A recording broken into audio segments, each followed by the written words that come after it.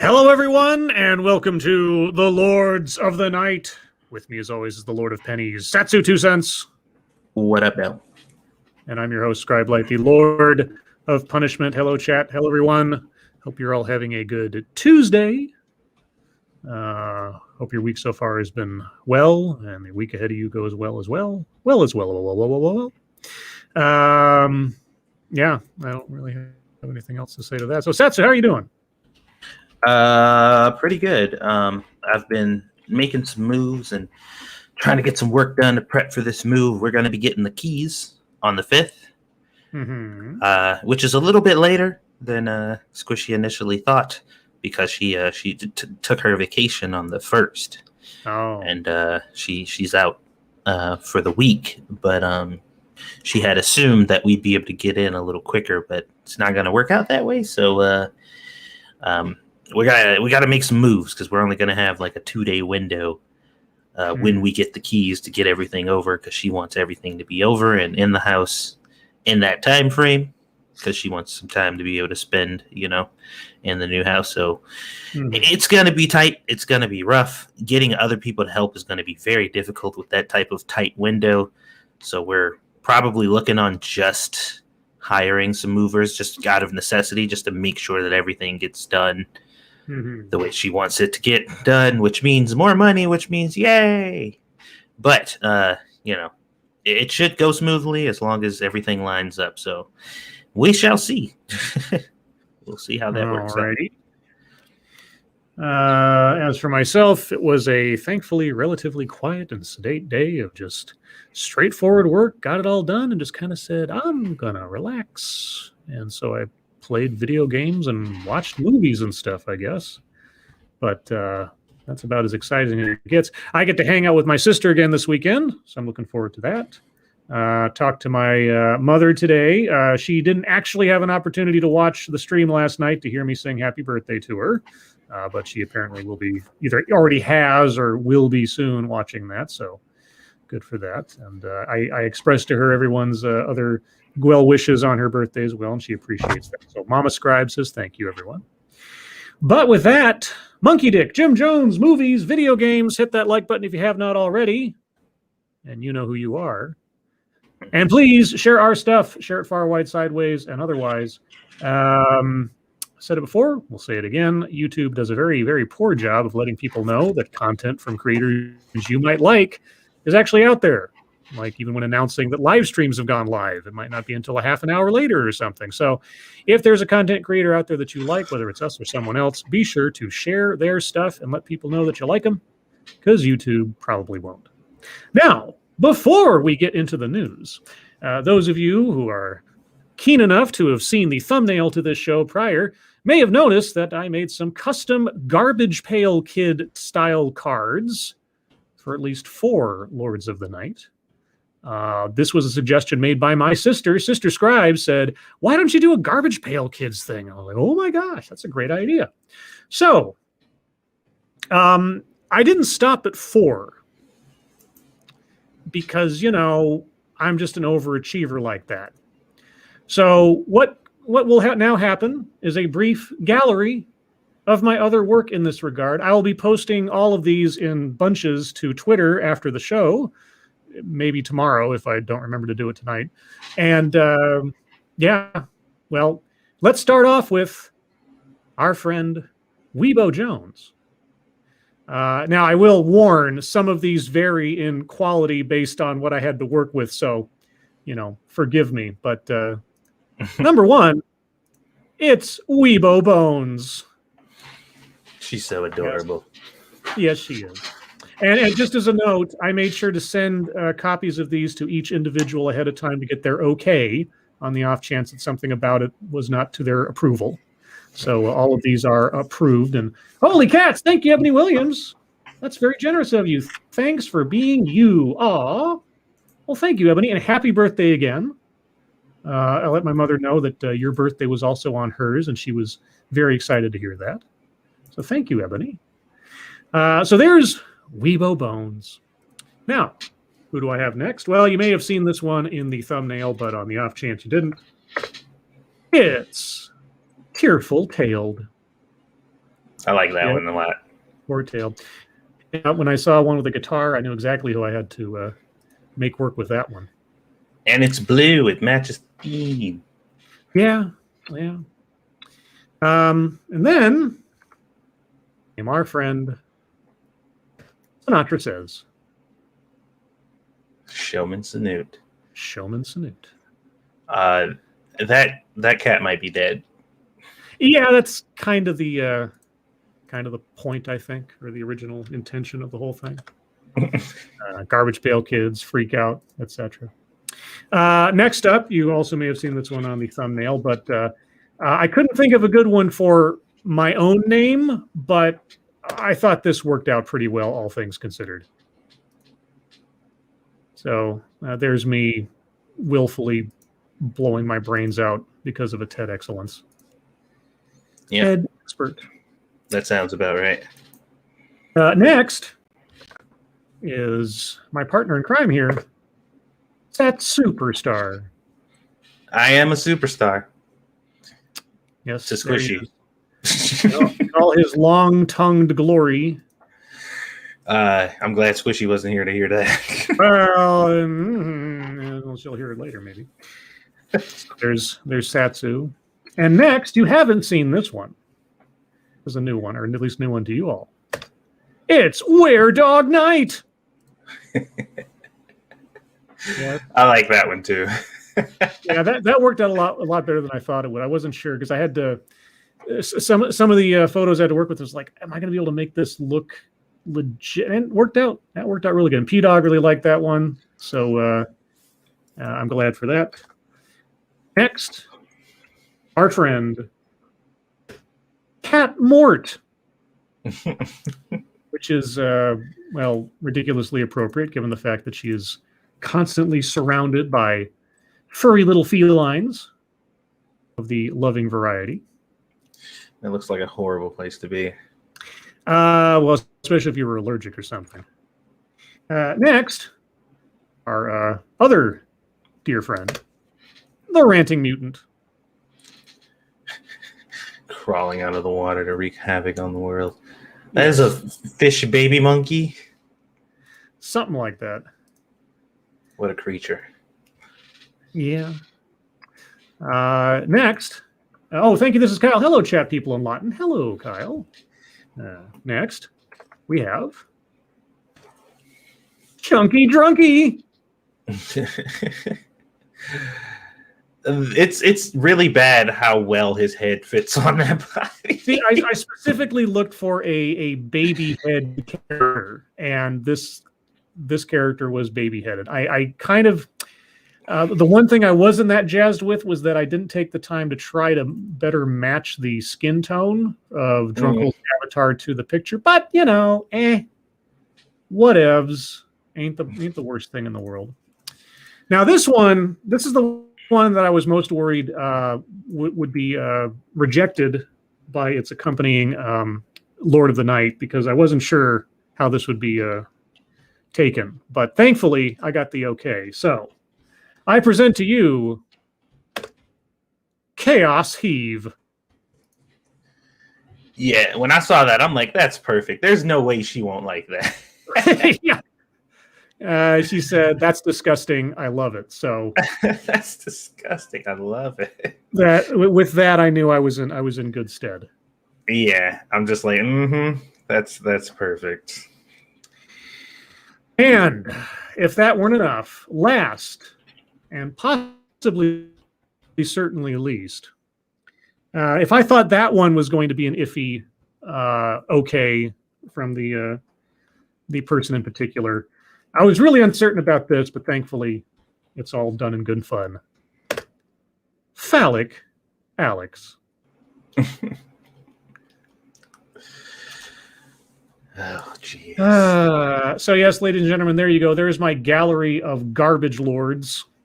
Each one was its own little project, and searching through various classic Garbage Pail Kid cards to find things that fit me and my various friends. So I hope you all enjoyed that. Again, I'll be posting these or tweeting them out after the show at some point, little batches, if you'd like to collect them for yourself after some fashion. So Now, with that all being said, let's move on to the snooze while I close all of these windows I had open for all of the images.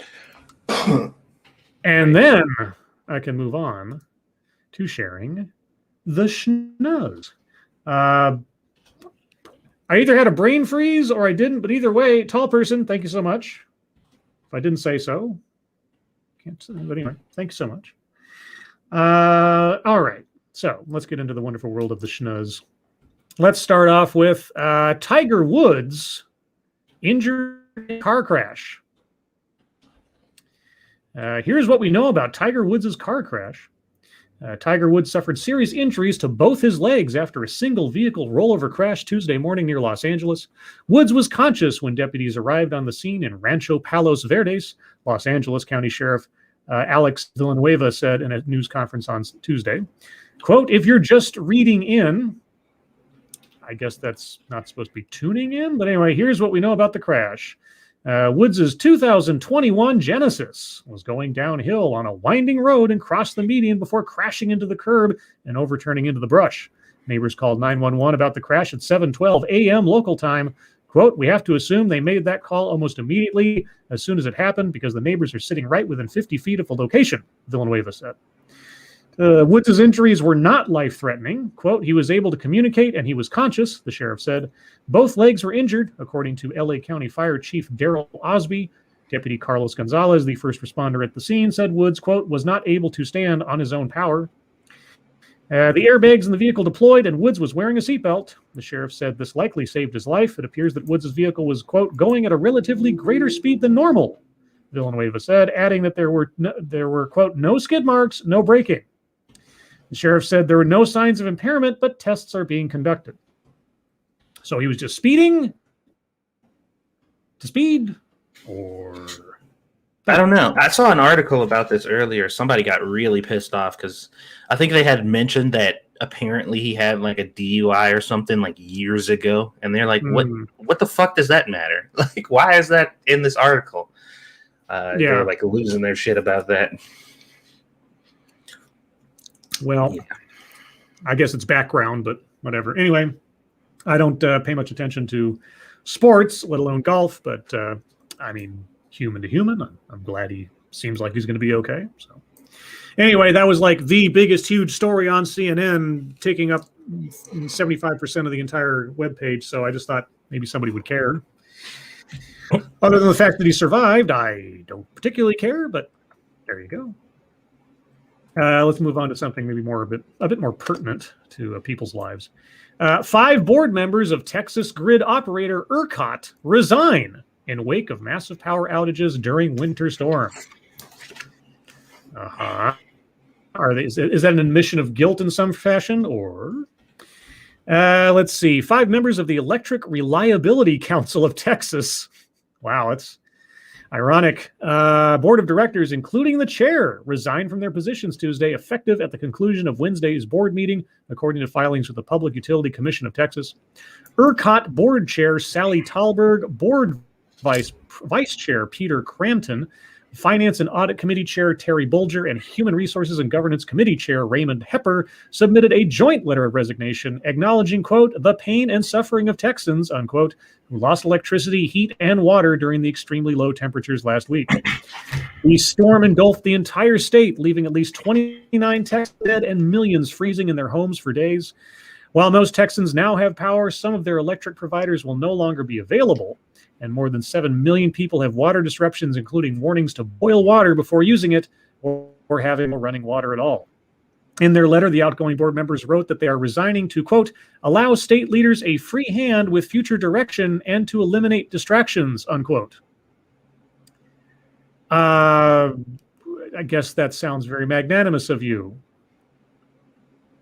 You're not trying to like run from responsibility at the last second, are you? They also said they have, quote, "noted recent concerns about out-of-state board leadership at ERCOT." Oh. Talberg lives in Michigan, Crampton lives in California, and Hepper lives in Maine. Bolger resides in Wheaton, Illinois. So The entire fucking team, damn near. So the Electric Reliability Council of Texas was not subject to the failure of the reliability of electricity in Texas. Now, can one assume that if these people lived in Texas, that they might have been a little more conscious of what was going on in that situation? Maybe. It's possible. Let's see. Craig Ivey, a candidate for the board of directors, also withdrew his name from consideration for a seat on the board Tuesday, citing concerns about out-of-state board directors. Why would you be concerned about that? Unless, Craig Ivey, are you out of state? ERCOT bylaws call directors, 5 of whom must be unaffiliated with any market segment. Texas Governor Greg Abbott said he welcomed the resignations. Quote, when Texans were in desperate need of electricity, ERCOT failed to do its job and Texans were left shivering in their homes without power, unquote, Abbott said in a statement. Quote, ERCOT leadership made assurances that Texas's power infrastructure was prepared for the winter storm, but those assurances proved to be devastatingly false, unquote. Well, I mean, did nobody double check their assurances? In a statement, ERCOT said it looks, quote, forward to working with the Texas legislature, and we thank the outgoing board members for their service, unquote. In other words, we're about to get totally and truly probed. Yep. The frigid weather caused power use to skyrocket and forced several retail electric providers to leave the market, said Andrew Barlow, spokesperson for the Public Utilities Commission. It's not clear how many customers will need to move to new power companies, but across Texas, skyrocketing energy costs have led to astronomical electric bills. Susan Hosford of Denison normally pays her provider, Gritty, $2.50 on a typical February day. After the first 2 weeks of February, she was automatically charged $1,346.17, which was more than she had in her checking account. Quote, this whole thing has been a nightmare, she told KPRC. Hosford told the station she chose to pay wholesale for power, an option in which prices fluctuate based on demand, but those prices soared when the temperature hit record lows and power sources were damaged. DeAndrew Upshaw said he was charged $6,700 for power to his 900-square-foot townhome, and some of his friends can't pay their rent due to automatic power bill payments. Yeah, like I say, I would advise everyone not to have your essentials on automatic payment. Wherever you are. This was a part of what some people in the chat were talking about yesterday when they were saying that they signed up for it, and I'm like, I don't know what that means, but they explained it in this article finally, so now I get what they were saying. They're like, yeah, it was part of the plan that they were on. Their stuff fluctuates normally, but because nothing like this has ever happened, it's never gotten this high. Yeah, that's the thing. Except that. Right. They agreed to these terms. The problem is that it's so far beyond the bounds of normality that it's ridiculous. And given the circumstances, I'm honestly surprised that there wasn't some clause in there somewhere that said, in light of a statewide crisis or emergency or something, utility prices will freeze at the price of the day previous to the crisis or something like that. But I have a feeling that the people who have been overcharged will hopefully be restored. Obviously, it's not a guarantee, but hopefully so. Fingers crossed, because that's just ridiculous. Yeah, it might happen, but I mean, with that being said, and it's a part of the contract that they were on, chances are, if the company decides not to, I don't think there'll be any consequences. Let's see. On Monday, Abbott said the Federal Emergency Management Agency has approved an additional 31 Texas counties to be added to the president's major disaster declaration for individual assistance.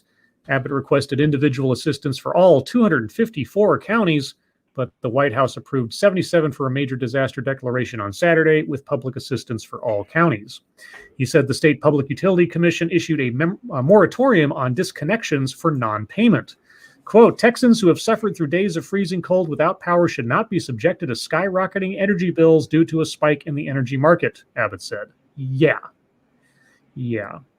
Houston Mayor Sylvester Turner announced a relief fund Monday for Houston and Harris County residents to help cover costs that the federal and state government won't pick up. The fund will support individuals as well as nonprofits that help with home repairs and temporary housing. Quote, "We don't want you to feel as though you're in it all by yourself," Turner said. Quote, "Recognizing that there are many families who are in situations where they don't have insurance, they don't have the financial means to make the repairs, their ceilings have fallen in, and furniture and other things have been damaged, and they're really stressing out in terms of how do we move forward. We're working to put together a relief fund to assist people," unquote. 27% of Texans are having water problems. Oh, God. What a mess.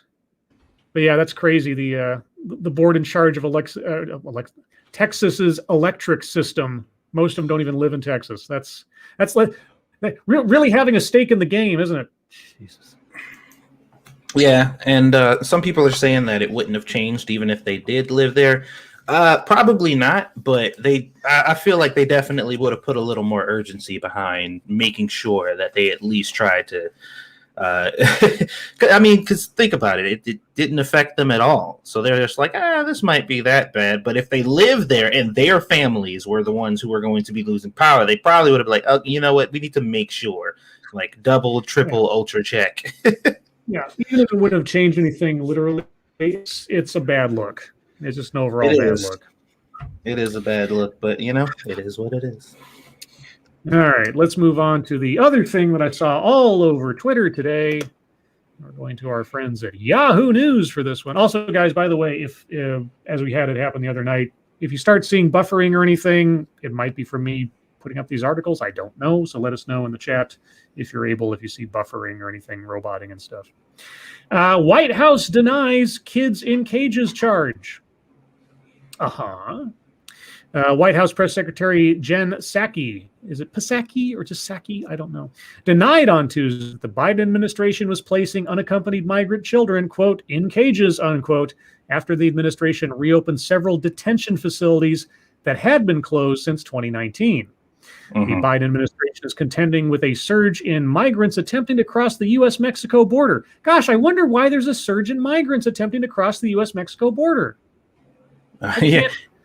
It's a mystery to us all, isn't it? Yeah, I know. Gosh, heck, we should get mystery writer Hillary Clinton on the case. We'll talk about that one later. Including large numbers of unaccompanied minors. Yeah, you know why they're unaccompanied? Because the parents send the kids over by themselves because they have a better shot of being taken in since they're not accompanied by adults.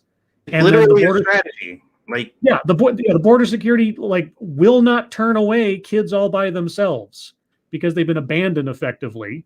And so they're rolling the dice that the kids will be let in, and more often than not, they will be. This is part of the plan. In response, the administration has reopened a tent facility in Carrizo Springs, Texas, and a shelter in Miami, Florida, to house migrant children. However, the Texas Holding Center is the same facility where Democratic politicians accused the Trump administration of putting, quote, kids in cages, unquote, during a similar surge in border crossings. Mm-hmm. Quote, "This is not kids being kept in cages," Psaki told reporters on Tuesday. Quote, "This is a facility that was open that's going to follow the same standards as other health and human services facilities," unquote. You mean like they did when Trump opened them? Psaki added, quote, "We are in a circumstance where we are not going to expel unaccompanied minors at the border." No. You're not in a circumstance. That is policy. That's how it's been for a long time. Mm-hmm. You're not it's not like something this happened upon you randomly or something. This is what is and has been done for a very long time now. And it's going to continue to happen so long as you and your boss dangle in front of desperate people the possibility of a free ride to citizenship. More people are going to be risking theirs and their children's lives to get from point A to the border and doing insane things with their own safety. I'm honestly curious, and I haven't looked this up in a couple of days. I wonder if they ever found the people that were supposedly in that tanker truck. Remember that story? Mm-hmm. In Texas, there was a 911 call of people screaming and trapped in some unmarked tanker somewhere because they'd been smuggled across the border and then abandoned. And even if you think that's a hoax or something else, well, look back to the one where the tractor trailer full of people where they all suffocated a couple of years ago in a Walmart parking lot. That wasn't a hoax. That stuff happens, and that stuff will continue to happen more and more at an increased rate as this possibility is dangled in the air. And honestly, there's not even any guarantee that that legislation will pass. So just on the hope, people are rolling the dice with their lives and their kids' lives, and it's insane. But here we are. Okay, we need to find places that are safe under COVID protocols for kids to be, where they can have access to education, health, and mental services. Okay, consistent with their best interests. Unquote. Psaki said the facilities would be operated according to guidelines to mitigate the spread of coronavirus. Okay. The reopening of the shelters for migrant children come after President Biden called to close border detention facilities during his campaign. Quote, close them down, Biden told an audience in South Carolina in August when asked how to improve conditions at border detention facilities. Quote, by the way, we don't need them, unquote. Mm-hmm. Oh, what you saying now, Joe? Yeah, I'm going to need a link to this article, please. Thank you. Well, I can do that right now. I'll put it in the chat. How's that? How's that? Yeah, no, I never understood the arguments during the course of the campaign where either Biden, any of the Democratic candidates leading up through the primaries, where they were talking about, oh, we got to close down these things, or we have to like defund ICE and on and on and on and on. It's like, okay, then what do you do with unaccompanied minors coming to the border? Right? What do you do about people attempting to smuggle people across the border? What do you do about people risking their lives to try to cross the Rio Grande? And on and on and on. You want to talk about COVID concerns? Well, what do you do about untested people coming across the border? Well, it's easy. You just keep pretending that none of those things happen until it's your responsibility. I just, yeah. Like I've said before, and I've mentioned this, I am slightly, admittedly, biased on this subject. I have family members who work in the border security department, let's say, and I asked them one time because I hadn't talked to anybody directly about it forever, and I asked them, like, what is the are the horror stories I read about, how common or uncommon are they? And the look my relative gave me when I asked that question, I was just like, oh shit. And then I heard some stories, and we don't hear 90% of what actually happens at the border. We don't hear about it. Yeah, and it's terrible stuff. Mostly involving children, mostly involving desperate people, and also whether you're talking about people putting their lives on the line or people being exploited in ridiculous and disgusting ways. We don't hear about that stuff. So when they're talking about defunding ICE or like you have to get rid of border patrol and this, that, and the other, I was just like, you have no idea what you're talking about. You have no idea what the future would hold if you actually did that. So when I see stuff like this, the hypocrisy, the double talk, and seemingly, I mean, if they rode into the White House thinking that they were just going to shut everything down, and also dangle possible road to citizenship for people that are already here illegally, and they thought that this kind of thing wouldn't happen, I don't know who's running the show there. I don't know what people are thinking, if they're thinking at all. But get ready, it's not going to get any better. If you thought it was bad under Trump, it's any better now. But the last couple minutes, and this might go a little long, but I saw this today and I thought this is perfect. Given the kind of stuff that I have gone over for years now, given the kind of stuff that Satsu's gone over, that we've talked about, this is an amazing possibility here. Newsweek has the debate: diversity, equity, and inclusion, racial justice, or divisive overcorrection. Oh. So they have two competing articles, one for diversity, equity, and inclusion, and one against.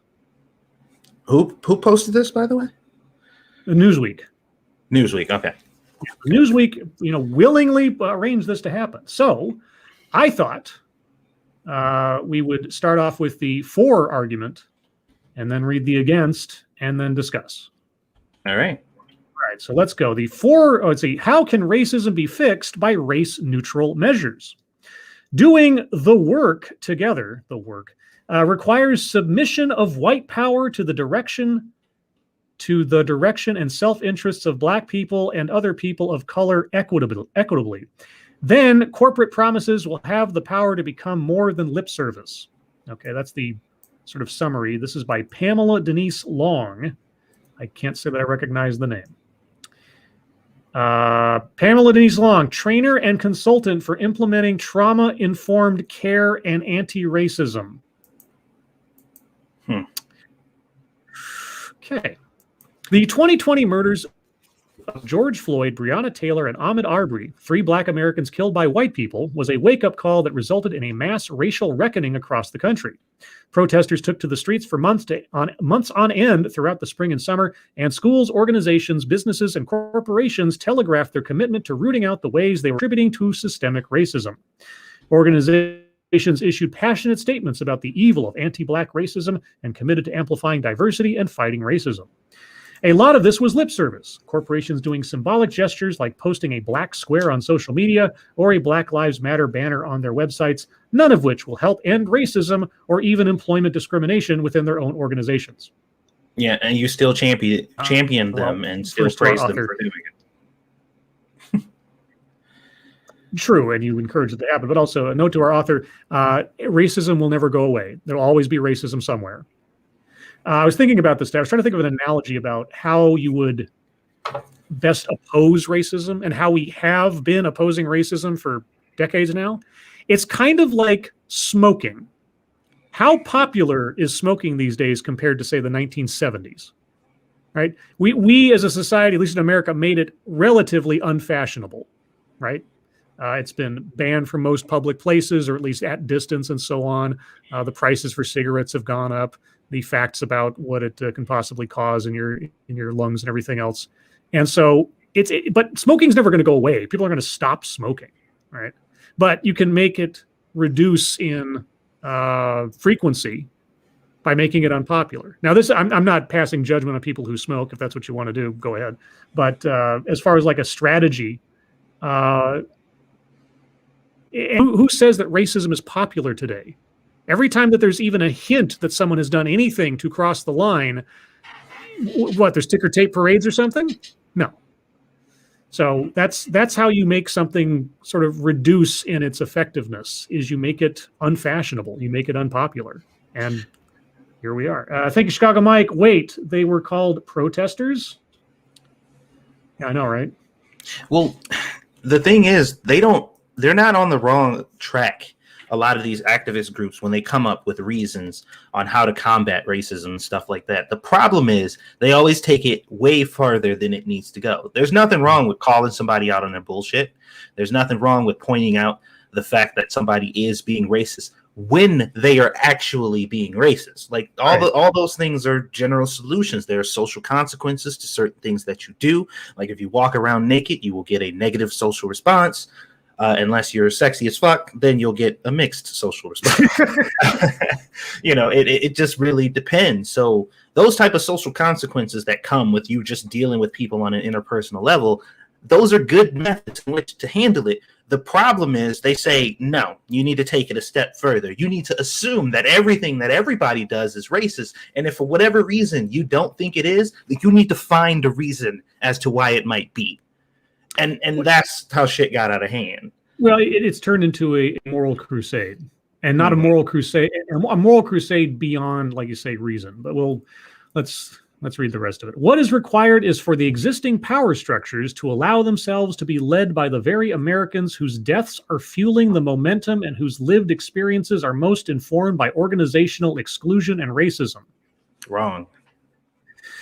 In other words, since the problem is Sorry? No, I said that's wrong. That's not correct. Are we lagged again? Probably, just a little bit, but don't worry, keep going. In other words, since the problem is the persistence of race-specific discrimination, Yeah, I see a lot of that. Is there a particular race you'd like to mention? The solution must be to turn to people whose identities are most impacted by it to lead the way in ending the scourge of racism. So I have to select people on the basis of their skin color under the assumption that they are victims. Also under the assumption that they are immediately better and good people who have good intentions. Right. Because if someone declares that they are a leader because of their skin color and because they say they're a victim, just abdicate what? Decision-making authority to them because they said so? Yeah, let's just say you do that. You pass the baton and say, "Hey, brown person, the first one I saw. You hate white people, right? Here, lead this company and tell us what you think we need to do in order to make it better." And he's just like, "Okay, line up. I'm going to kill all of you." Would that be okay? Would that just be like, "All right, well, sweet. Let's just do that then"? No, it wouldn't be. Well, I mean, this paragraph is effectively underpinning her job. Because given her skin color, she can claim to be an expert on the things that need to change in systems, therefore hire my consulting firm. Exactly. I mean, and if you think I'm being cynical, watch some of my videos where you have DEI consultants and experts and executive officers, and where they are asked what they do in their jobs. And 9 times out of 10, they have no idea, or they give you a bunch of corporate speak. I can't count how many times it was like, how do you define diversity? It's like, well, diversity is different for everyone. So I go to everybody in the company and ask them, what does diversity mean to you? And I'm like, isn't your job diversity, equity, and inclusion officer? Shouldn't you? Why are you asking the employees for a definition? Don't you know?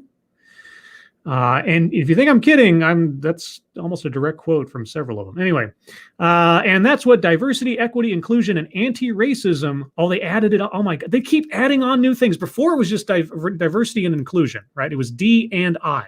Then they added equity, so it was DEI. Now it's DEIA. This is getting into the LGBTQ, et cetera, or atheism plus kind of stuff. Mm-hmm. Committees and programming can accomplish when carried out properly. Oh, like programming that you offer through your services, by any chance? It should be obvious. The people most impacted by the persistence of white supremacy in America are the people who are most qualified to tell Americans which behaviors will create a more just society. Oh, behavior control, a commitment to diversity, to anti-racism, and to equity, ensuring that we experience equal protections and get what we need to thrive, not simply good intentions. That's not what equity is how organizations can do the work. And they need to do the work. Wall Street economist Dana Peterson estimated that had racial disparities in housing, education, policing, student loan debt, and equal access to credit for Black entrepreneurs been resolved in 2000, the U.S. could have added $16 trillion to its economy over the last 20 years. I heard that same number during the reparations hearing the other day. The guy pulled $16 trillion and $25 trillion. If only reparations had taken place 25 years ago, oh, the country would be rolling in money, supposedly. And while many of these disparities are at the federal level, employers play a critical role in achieving equity, the quality of outcome, by counteracting racist beliefs and race-based conduct. In other words, by implementing anti-racism. Now, implementing anti-racism is to make racism the original sin. That's what implementing anti-racism is to believe and assume that everybody in your company is automatically racist, and we can't stop that. So all we can do is manage it. Yeah, and based on their own rhetoric, the things that these very same people tell us is there are a bunch of tainted Black people who have been poisoned by whiteness. And they work as foot soldiers for white supremacy. But they're literally saying right now, as long as they are a dark person, they are automatically more qualified. So what if these white people decide, okay, I know this dude who happens to be on the darker side, who tends to agree with me. He's a Republican. He believes in all the stuff that I believe in. He argues against racism and all this bullshit narrative. So we're just going to put him in that position. Based on the rhetoric that they're talking about now, that should be good enough. but it won't be good enough because this person won't be the right person. But the narrative is just get a Negro in there. Watch your language, young man. That's the narrative that they're pushing. Consider that the behavior of managers causes nearly 60% of early job resignations, turnover that causes organizations to lose critical insight and perhaps irreplaceable expertise. What? The behavior of managers causes nearly early job resignation. I'm not going to do a deep dive on where these statistics are coming from, but what does that have to do with anything?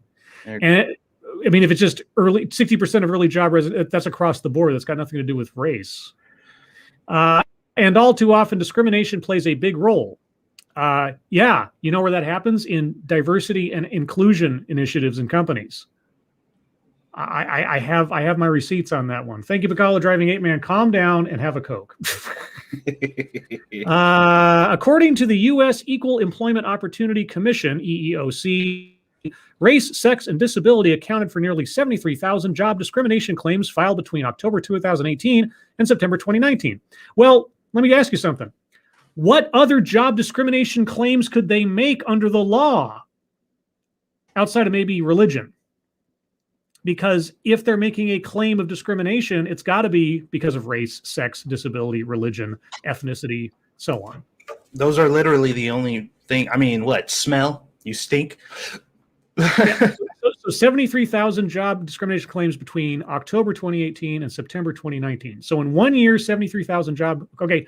What is the average number of discrimination claims filed in a given year? Because that's 1 year. Is that more than usual? Is that less? Why aren't you telling me? What am I supposed to do with that number? User information. And also, just because a job discrimination claim is filed, that does not mean the discrimination took place, because it still has to be adjudicated. So what does that mean? Of those 73,000, how many were affirmed? Adjudication is a tool of white supremacy. Discrimination affects workers at and people served by healthcare organizations, education, all elements of law enforcement, and every domain of American life. Hyperbolic much?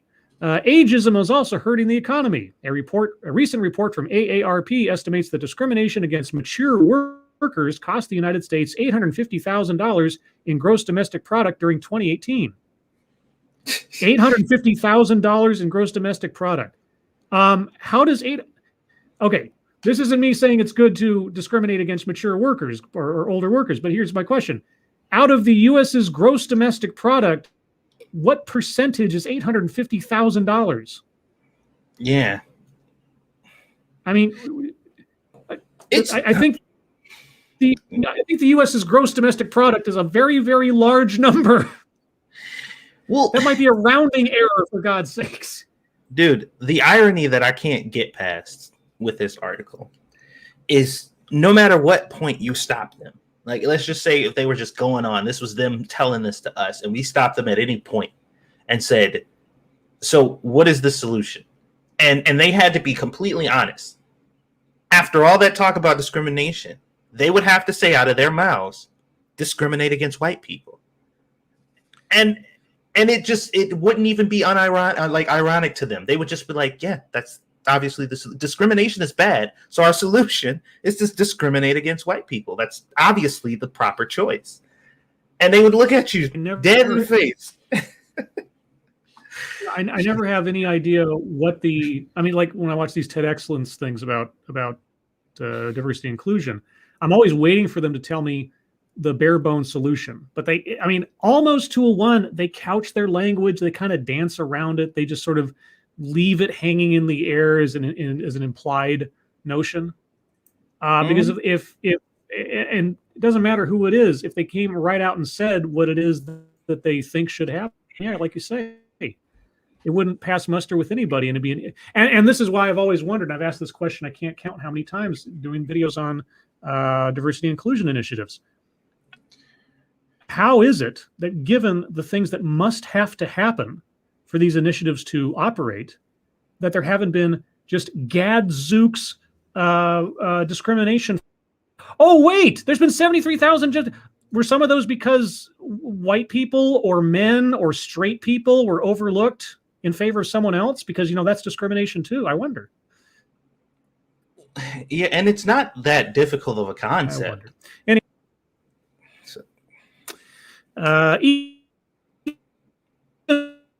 first, You were when it comes to the roboting tech quite a bit. industry, a recent study found that okay, am I still roboting? Yeah, you were roboting and cutting. Is the chat hearing that, or is that just me? Guys, confirm, please, so I can make sure it wasn't just me. Okay, Robo Scribe. All right. It might be the article. Happening?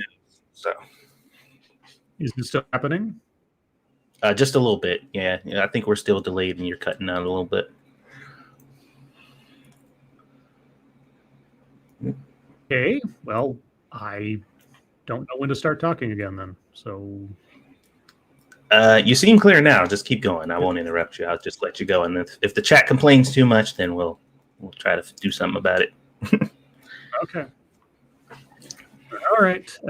Even worse, when it comes to the tech industry, a recent study found that the single largest factor in turnover among people from minority groups was unfair treatment, accounting for 42% of people leaving the industry. Define unfair treatment. These findings are especially grim when you consider that 62% of those surveyed said they would have stayed had their organizations made positive changes to the workplace, and 57% said they wouldn't have left, quote, if company culture had been more fair and inclusive, unquote. What does it mean to be fair and inclusive? What were they complaining about? You can't do this in broad strokes without specifics, but we're not going to get them. Thank you, Chicago Mike. Lords, do you want 4 whole chickens with that Coke?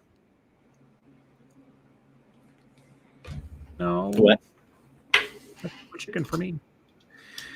Words DEIA programming would have made a huge difference, says the DEIA consultant.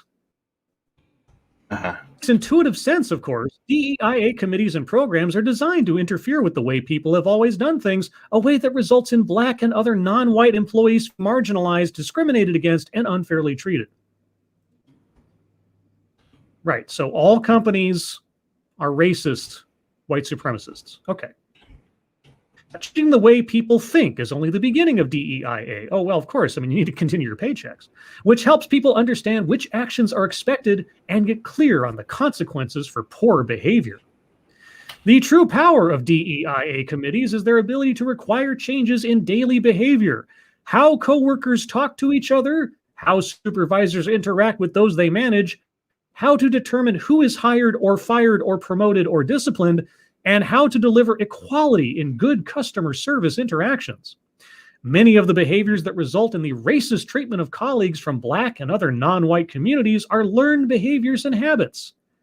Right, white people are just inherently racist. I'm not even reading between the lines on this one. DEIA can help leaders and all stakeholders understand these behaviors, develop acceptable alternatives, and consciously work to fix their own biases. Yeah, you know that thing you said that I was offended by the other day? You need to fix that. That evolution is uncomfortable, almost necessarily so it's not surprising that some have argued against DEIA. But what could be more important than doing the work of making your colleagues who come from marginalized communities feel comfortable and welcome in the workplace? What could be more important than retaining a workforce with diverse experiences and insights? How could a program specifically designed to create a workplace where Black employees thrive be said to have too much power at a time when anti-Black bias and discrimination remain so rampant in a world where George Floyd and Breonna Taylor and Ahmaud Arbery were killed for being Black? Hold on. Or what? They said creating a world for who? Or creating a workplace for who? What? They were killed for being Black? Well, yeah. Breonna Taylor was killed for being Black? Apparently. But they said creating a workplace where Black people can thrive. Mm-hmm. Did you catch that? Not where everyone can thrive. No. Not where everyone can thrive. Creating an environment, a work environment, exclusively where Black people can thrive. They said that. Now, these are people who choose their words very carefully. We've read their stuff before. They choose their words very carefully. When properly informed and directed, Transformation teams like DEIA committees can play a critical role in organizational change. Because executives cannot be expert at everything, nor can they be everywhere in the organization, DEIA committees serve as the thought partners, eyes, ears, and hands of organizational leaders. Boy, that sounds like freaking internal affairs inquisition, doesn't it? For example, a manager of human resources is less likely to discard resumes with, quote, ethnic sounding, unquote, names if colleagues are encouraged to notice the tendency, empowered to monitor patterns, and rewarded for disrupting that behavior. So you want them to discriminate towards people with ethnic sounding names now. Is that what I'm getting? Well, see, this is going to, and this creates one of those scenarios where you look and this person is not qualified based on the qualifications in which you are looking for, but their name is ethnic. So now you have to make a decision. Do I deny this person because they're not qualified, or do I give them the job anyway, even though they're unqualified, and risk the consequences that come to that? See, this opens the door to those type of situations. But I can hear the rebuttals. That's bullshit, because there's no way that a brown person with an ethnic sounding name could not be qualified. We need to eliminate that thought process. It's not possible for somebody brown to not be qualified. And that's what we're trying to instill inside you right now. Yeah, we're not worrying about merit. We're just going to keep underscoring things that don't matter and accusing and indicting people if we decide to catch them doing something we say is inherently racist. A manager is less likely to continue mocking an employee's accent if colleagues and supervisors are expected to hold them accountable for those actions. Which is something you probably should hold somebody accountable for. Yeah, sure. If that was happening, great. But that's an outward action. That's not a thought crime. Exactly. But it's not just a moral imperative. Eliminating workplace discrimination can result in decreased legal fees for organizations, help organizations keep talented workers, act on their social responsibility to society, and improve the mental health of employees. Well, I got a question. I've been doing videos on diversity and equity and inclusion companies for at least 4 years now. And Lord knows they were going on before that. So if it's been going on for at least 5 years, 6 years maybe, why isn't it all going better? Why do the numbers at Facebook and Twitter and so on, why do their numbers? I did a video a year ago or something where they said, here's our numbers at Facebook. Here's our, or maybe it was Google. Either way, Google or Facebook. And they're talking about, well, here's the percentage of black tech workers we had in 2014. It was at less than 1%. And here's the number of black tech workers we have after 5 years. It's at 1%. We have a lot of work to do. I'm like, wow, you must be the most racist company on the planet. You've got all the money in the world, and you've got every initiative to do this thing, and yet somehow your numbers aren't changing. I guess you must be racist by your own definitions. Yeah. Well, I mean, it's not. Oh, go ahead. Sorry. Go ahead. It's not, really a mystery as to how they have come to accomplish this. They keep their methods and their tactics right on the borderline of legality, where they're just like, this sounds just fishy enough for the right people to squint at it and be like, that's not right. So that way we can keep our initiative going. A lot of companies aren't initiating this stuff because it's basically racism. And if they do actually do the things we tell them to do, it'll probably actually be illegal. But we'll still make them feel bad about it. We'll still push initiatives, and we'll still have people pay us to give them the thought to do this. And then when they don't, we still get paid for it. Okay, I'm going to skip down a little bit because we've gone way over time. But victims of the system cannot solely bear the burden of change. You just told us that they had to be put in charge of the whole thing. Nobody else could be trusted. No one else could be trusted with guiding this because everybody else is racist and part of the problem. They literally explicitly just said verbatim that only the people burdened by the system need to be in charge of it. They just said that.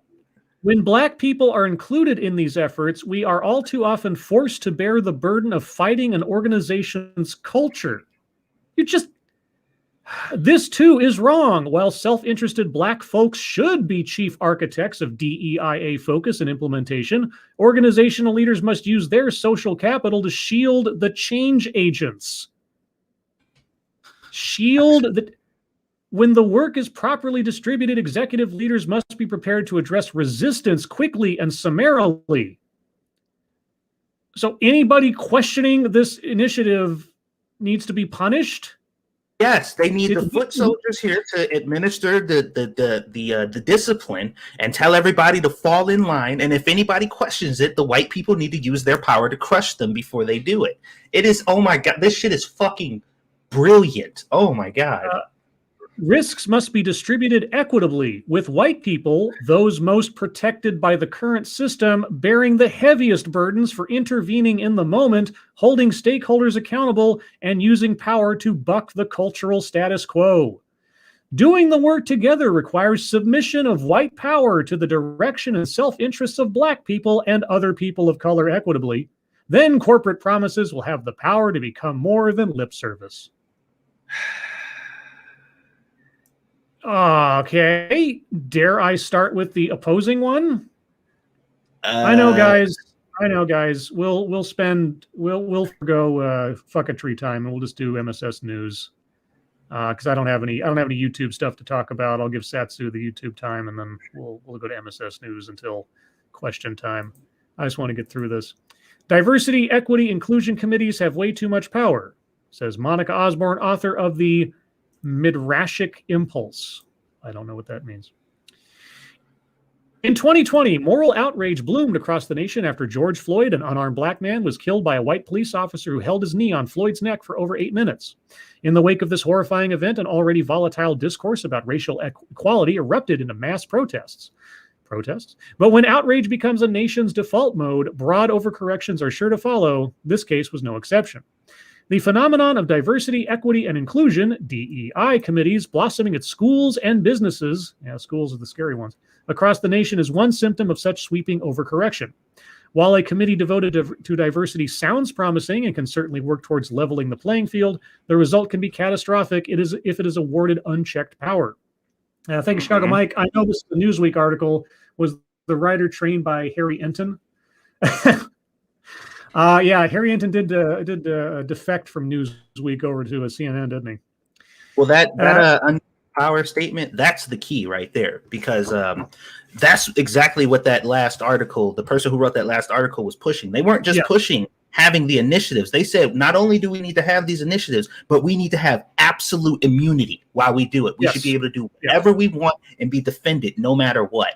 Yeah. Anyone who questions us is obviously part of the white power structure and so on. Mm-hmm. Sadly, across the board, these committees have been awarded such power. It's no secret that DEI training has become a billion-dollar industry. We've also known for some time that such training doesn't always work. Moreover, despite its noble and lofty aspirations, what DEI committees and practitioners mean by, quote, diverse, unquote, in their attempts to bring diversity to the workplace is not actual diversity. No one is looking for representatives from all races, ethnicities, religions, socioeconomic, or ideological positions. All too often, institutions are concerned only with the ratio of Black individuals to quote-unquote white individuals, or with vilifying whiteness altogether. I'm not jazzed with just the term whiteness as though that means something, but just how about white people? Well, I mean, because that's the term that they use. They're using their language. The evidence that diversity has been whittled down to a black-white binary is everywhere. Last year, corporations like Nike, Walmart, and others pledged $100 million to an effort to hire Black employees. Meanwhile, DEI initiatives in school, quote-unquote, diversity training is often reduced to educating communities about the problems with, quote-unquote, whiteness rather than the value of difference. Story after story has emerged in recent months about schools in which celebrations of diversity amount to little more than asking parents to reflect on their whiteness. Recent months, author of this article, you might want to check out YouTube from like 2013 through today. Just saying. This is not a perversion of diversity, equity, and inclusion efforts. It's what DEI is really about. Businesses and schools alike know that if they can't boast cosmetic diversity, they risk allegations of discrimination. Yeah, because, and you'll hear this all the time, we have to have a workforce that reflects our consumers, or we have to have, colleagues who don't look like us, and on and on and on. You'll hear it's all about the visual. It's all about, if I show you a photograph of our board of directors, what do you assume of the values of the company based on the makeup of the board? Mm-hmm. Yeah, and one question that's never asked to these group of people when they show up, because I'm sure they do show up in groups sometimes, is they're like, we care about diversity. We want to diversify this company. We want to change things and make it look like it reflects America. And you're like, then why am I looking at 8 black people in front of me? Like, remember just a few years ago, there was that executive at Apple. Not that it matters, but it does because they make it matter. A black woman who stood up on a stage and said, I can have diversity in a room full of white people because, one's from Germany, one did this, one did that. They're all different people. And she got excoriated. Yeah. She got absolutely torn down for suggesting that people are not defined by their skin color. Yeah. Anyway, let's okay. And this fetishization, ends up harming everyone involved. DEI efforts represent a double-edged sword for employees from minority communities, the BBC reported, quote, as employers disproportionately lean on them to come up with initiatives, join committees, and help formulate diversity game plans, unquote. Right. Because exactly. if you have a white person heading up your diversity and inclusion initiative, obviously you're racist. Nothing's going to get done.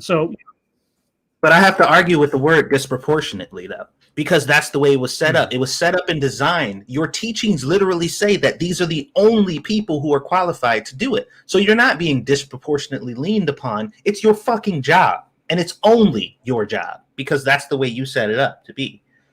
Well, I mean, it's what the rhetoric has set it up to be. So if you have a manager and they want a diversity and inclusion initiative, they can't possibly put anybody who isn't a minority in the job.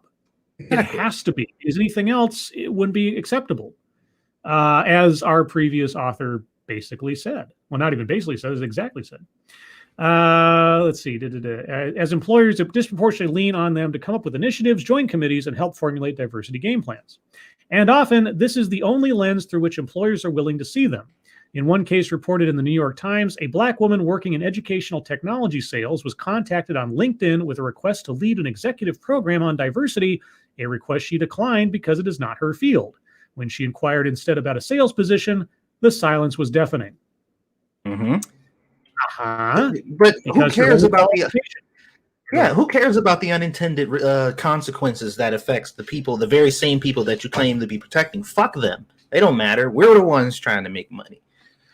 More recently, schools have rushed to form committees devoted to organizing anti-bias training and make curricula explicitly anti-racist. Oh, yeah. You guys been watching my series I've been doing for 4 years now? Curriculum of Fear? Yeah. I mean, anti-racism is a relatively new buzzword in use. It's like all the rage right now, but this has been going on a long time. Like diversity, this sounds like a good thing. Who wants to be on the other side of anti-racism? Yeah, but what's the definition of anti-racism? But what is meant by anti-racist varies wildly depending on who is asked. Well, ask Ibram X. Kendi. He wrote the book on the subject, and he gave his definition. It's pretty clear. More importantly, bias against certain groups is not just tolerated, but sometimes even endorsed. For example, despite the rise in anti-Asian crime since the pandemic began, anti-Asian Americans are increasingly referred to as white adjacent, or conditionally white, based not on race or ethnicity, but on success and upward mobility. Mm-hmm. Recent uproars over alleged discrimination against Asian American applicants to Ivy League institutions speak clearly to this growing phenomenon. It's not just Asians either. The idea of whiteness is used as a cudgel against anyone threatens. I think you mean anyone threatening. The binary of powerful versus oppressed. If you're a person of color who doesn't vote Democrat, for example, you may be assailed for your, quote, multiracial whiteness, unquote. Mm-hmm. In retrospect, it was an obvious development in a world where race is the foundation for every disagreement, rendering inexplicable the increasing visibility of Latino and Black faces in crowds of conservatives, Trump supporters, and even at the January 6th insurrection. One organizer of Stop the Steal, for instance, identifies as Black and Arab, and a leader of the Proud Boys identifies as Afro-Cuban Latino. You would think these blatant facts would demonstrate the absurdity of using race alone to frame everything. You would be wrong. Exactly. Race has been so deeply politicized, difficult to discuss it apolitically. For this reason, schools should avoid handing a disproportionate amount of power to people who are largely untrained and subject to their own biases. You'd think, but no. And yet they're only being given more and more power in ever more inappropriate settings. In an anti-bias training session I attended at my son's LA school, one white male parent was asked pointedly how many Black people live in his neighborhood and how many Black friends he has. The goal was not to explore all implicit biases, but to call out individuals of certain races and genders and force them into a moment of reckoning. Later, parents discovered that a member of the DEI committee had quietly updated the school's website with controversial positions that are hotly contested in both liberal and conservative spaces. One article to which the school page links lists 3 allegedly racist holidays: Columbus Day, Passover, and Hanukkah. Oh. Wow. Another article explores the alleged racism of stories including Curious George, Madeline, and Snow White. A diversity glossary including terms like bi-curious, intersectionality, and equity, ensuring equal outcomes as opposed to equality, ensuring equal opportunities. Thank you so much for doing that. And including references to Robin DiAngelo added to the site without input from administrators. The parent was given free rein as a member of the DEI committee. Mm-hmm. I wish this was an aberration, but it's par for the course. Coca-Cola has come under fire for its diversity training, which uses Robin DiAngelo's materials and calls for employees to be, quote, less white, unquote. Smith College, following a mandatory retreat focusing on racial issues, has been accused by a former staff member of creating a, quote, racially hostile environment in which individual acts of discrimination and hostility flourish, unquote. Bryn Mawr, Princeton, and New York's Dalton School have all been in the news for caving to destructive anti-racist demands, and when anyone challenges the methods used by DEI facilitators, they are accused of using white privilege.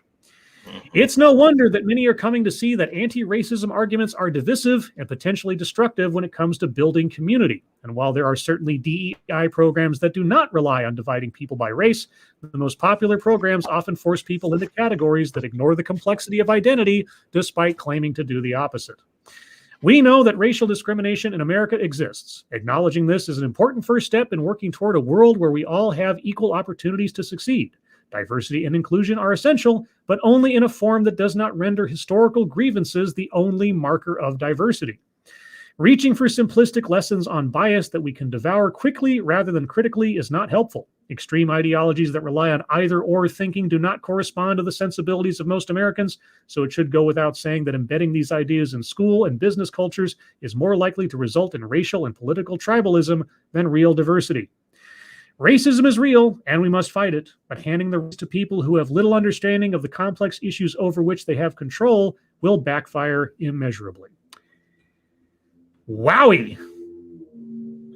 I wish I could have said it as good as that, but there you go. Yeah, I don't understand. No matter how fucking dogmatic you are in your political stance, how you can read these 2 articles and not see the stark difference, because there was a one major difference. If you ignore everything else, there was one major difference. There were concessions made. There were some kind of olive branches extended. There was kind of, while we agree with this, we still think the method's over. There was none of that in that other article. It was 100% absolution. Mm-hmm. And that was it. So if you can look at both of these articles and see that this one is at least trying to acknowledge the fact that there is a problem but disagreeing with the method, and the other being a dogmatic, almost religious text of these needs to happen no matter what, and these people need to be subjugated and they need to give their power to us so that way we can take over. It literally says that, basically. I mean, in the most underhanded and scummy way, they're basically literally just saying, give us all your power, let us take over. I I don't see how you can read both of those and be like, yeah, I'm still with the first one, even if you agree. It doesn't make any sense as a reasonable fucking functional human being. Yeah, those are two really good representations of the two sides of it. I mean, on the one hand, you have somebody who has an explicit motivation for wanting to construct a system where people that look like her are handed control and money to promote the idea that there's a problem that only they can fix. Yeah, while simultaneously telling you that it shouldn't be exclusively their responsibility to fix it. Right. Yeah. So I get to show up to a job and I get the title and I get the paycheck and I get to tell people what to do, but actually making things happen or proving it or anything else. Well, I don't have to prove it because anybody who says I'm wrong, listen and believe, they're obviously a racist. And so you guys have to do all the work. And if you don't do all the work, well, obviously you're part of the problem. On and on and on. It's nice work if you can get it. I tell you what, if you acquisition where you're the only one who has the knowledge and authority to conduct it, you can get up at any time of the day you want and still say you're working a full day. Anyway, guys, we obviously went really long on that, but I thought it was interesting. Given and I'll credit where credit is due. Newsweek, not usually a really stellar star of journalism publication stuff, but in this instance, they gave about as quote unquote fair and balanced a platform as you could possibly imagine for that subject. And I appreciate it. But now, a little belated, going to go into MSS news, save a few minutes for Satsu. My YouTube stuff, I got nothing. Fucketry, I don't really have anything, so I'll give Satsu the bulk of the time. But here we go. This one comes from Sean Uli. And just on the off chance it is causing some kind of roboting, I'm going to avoid pulling up the articles on screen. Of course, if it happens anyway, I can't do anything about it. Cleveland councilman charged with stealing $127,000 in false expense reports. Oof. Damn. A veteran Cleveland councilman was busted Tuesday on charges of bilking the city out of more than $127,000 over an 8-year span, federal prosecutors said. Democrat Kenneth Johnson, who was elected in 1980, was arrested by FBI agents in Cleveland after a federal grand jury named him in a 15-count indictment with violations related to federal program theft, the U.S. Attorney's Office for the Northern District of Ohio announced Tuesday. The indictment alleges that Johnson, 74, and 2 accomplices stole from the city coffers by getting reimbursement checks from its general fund for maintenance expenses in Ward 4 that were never performed. Johnson and co-defendant Garnell Jameson, the councilman's executive assistant for more than 20 years, first approached a city recreation employee, Robert Fitzpatrick, in 2010 and asked the worker to perform maintenance services like cutting grass, property checks, and snow removal, according to the indictment. Fitzpatrick, who pleaded guilty to his role in the scheme earlier this month, performed the duties for 6 weeks, but was never paid by Johnson nor Jameson, federal prosecutors said. Quote, Fitzpatrick did not perform any ward services after the initial 6 weeks and continued to receive his salary from the city, prosecutors said in a statement. But Jameson, 61, delivered timesheets to Fitzpatrick, who signed them even though the worker didn't actually perform ward service past the initial 6-week span.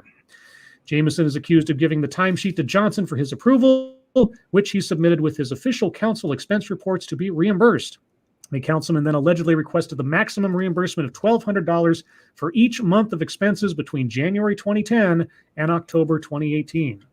Each check was later deposited into a personal bank account owned by Johnson, totaling roughly $127,000. Johnson is facing charges including conspiracy to commit federal program theft, aiding and assisting in the preparation of false tax returns, witness tampering, and falsification of records in a federal investigation.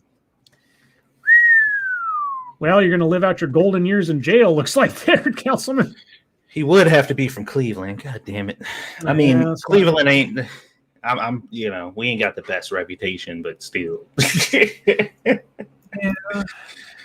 Yeah. Frosted Glass, given how long I went with the other article, I think I'm going to have to skip yours today because that'll just take us into forever. That's right. Fuck you, Frosted Glass. That's right. I'm making a command decision here and just saying I already went over time and it's all my fault and Frosted gets to suffer. Well, not suffer. We don't get to suffer. Let's see. This one comes from Chicago Mike. Reporter questions State Department spokesman whether Biden taking credit for Trump accomplishments. Uh-oh. An Associated Press reporter took State Department spokesman Ned Price to task Monday for suggesting that President Joe Biden was responsible for a policy that had started under the Trump administration. Price, highlighting a report sent to Congress, said some 18 entities have engaged in, quote, good faith efforts, unquote, to scale back their involvement in Nord Stream 2, a controversial $11 billion pipeline project designed to transmit Russian natural gas to Germany. Kremlin critics have said the project would double the amount of natural gas imported from Russia. If completed, it would leave Europe more dependent on Russian energy than ever before. The poisoning of Russian dissident Alexei Navalny, if I'm saying that correctly, has revitalized calls for the project to be abandoned. At Monday's press conference, Price seemed to suggest that the Biden administration's efforts had led to the development on Nord Stream 2. The aforementioned entities have wound down their activities in the pipeline project, Price said, and demonstrated that Biden and Congress's strategy have been, quote, working to good effect, unquote. Associated Press reporter Matt Lee piped in, telling Price that all of this work had begun under the Trump administration. Quote, you guys have only been in office for a month, right? Are you telling me that in the last 4 weeks, these 18 companies all of a sudden decided to say, oh my God, we better not be doing anything with Nord Stream 2? You guys are taking credit for stuff the previous administration did, yes or no? Price, noticeably flustered, said he was merely speaking on behalf of the State Department, occupied by the same people since before Biden took office. That's not what you said. The heated exchange came after the Biden administration on Friday added a layer of sanctions to a Russian vessel and the ship owner for their work on the pipeline project. Uh-oh, you got called out. Oh, boy. Well, hey, credit to the AP. That good God, actual journalism. Who would have thunk? Holding truth to power. Holy cats. Can you imagine that? What? This one comes from Liberty Vet, and I'm already ticked off. Jackie Robinson historical marker vandalized and shot at in South Georgia. The state is seeing an increase in vandalism of Georgia Historical Society markers relating to African American history, the Civil War, and Reconstruction. Yeah, but you don't go after Jackie Robinson. You want to tear down the Civil War general. I mean, at least stay consistent. Like, really, you want to deface a monument to Jackie Robinson? Yeah, that's seems pretty stupid. Okay, well, now, of course, that's assuming that it was done by someone on that side of the aisle. Maybe it is just racists doing it. I suppose that's possible as well. A marker noting the birthplace of baseball legend and civil rights icon Jackie Robinson has been vandalized. It is one of several that have been damaged in recent months. The marker, the birthplace of Jackie Robinson, which was erected in 2001 in Grady County, Georgia, was hit multiple times by gunfire. Robinson is known for breaking baseball's color barrier and his civil rights activism beyond the playing field. Quote, Jackie Robinson was a pioneer in the integration of Major League Baseball and someone whose accomplishments should bring pride to all Americans, Dr. W. Todd Gross, president and CEO of the Georgia Historical Society, said, quote, this is a shameful act of vandalism that unfortunately has been carried out against several other markers that commemorate civil rights figures in Georgia and beyond. Uh-oh. It's probably the Klan. I mean, look, it's bad that this is happening, but the same people who are probably upset by this were just telling other people that they're just trophy. I mean, they're just statues, bro. Like, it's fine. They're just things. Why are you trying to protect the thing? Why do you care about this thing so much? Yeah. Well, I don't endorse either one. So of course not. It's still bad, but hypocrisy always tends to creep up. Yeah. We'll see. And sorry I didn't continue with that article. A video started playing somewhere on that page, and it was driving me nuts. So I apologize for that. Let's do this one because it's been all over the place too, and I made a joke about it earlier. Hillary Clinton and Louise Penny are co-writing a mystery novel. And on Twitter, I said, the mystery of the lost election. One of the world's better-known fans of mystery novels, Hillary Rodham Clinton, is now writing one. I had no idea she was a fan of mystery novels.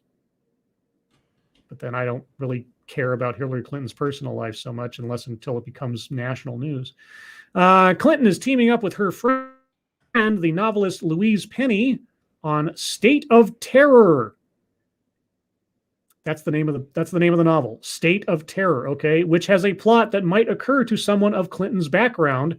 So here's the plot. A novice Secretary of State. How the hell do you be a novice Secretary of State? A novice, quote unquote, Secretary of State working in the administration of a rival politician tries to solve a wave of terrorist attacks. All by herself?